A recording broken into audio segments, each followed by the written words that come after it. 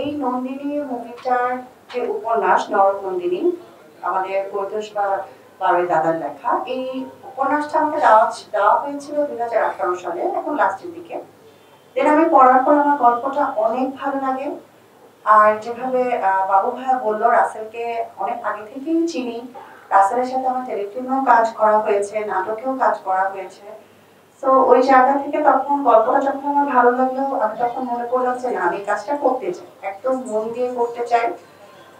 তো ওই জায়গা থেকে আসলে নন্দিনী মুভির সাথে আমার সংযুক্ত হওয়া।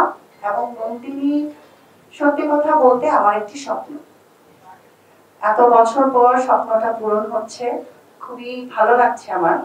আমি আশা করব আপনারা সবাই দেখবেন, জানাবেন মুভিটা কেমন লেগেছে। আমার কাছে এমন কিছুই মনে হচ্ছে না। হ্যাঁ, যদি হয়তো 5 বছর আগে আসতো ক্যারিয়ারে, তখন ক্লাস হতো।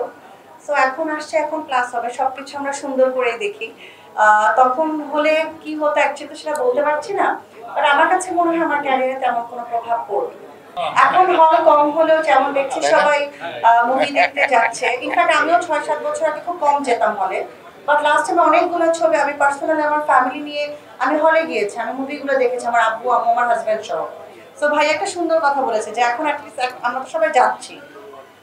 সো আমি আশা করছি যে আমাদের এটা অনেক ভালো হবে, আমরা নন্দিনী মুভি অনেক ভালো একটা সারা পাবো।